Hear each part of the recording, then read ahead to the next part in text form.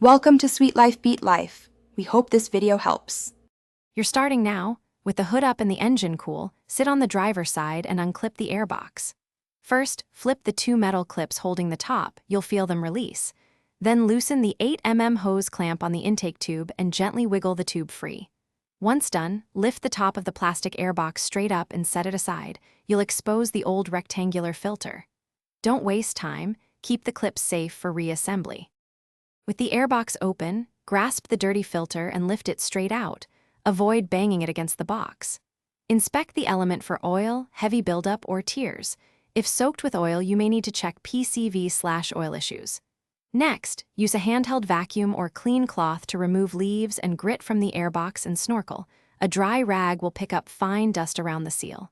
Once clean, double-check the mating surfaces for cracks and confirm the new filter will sit flush.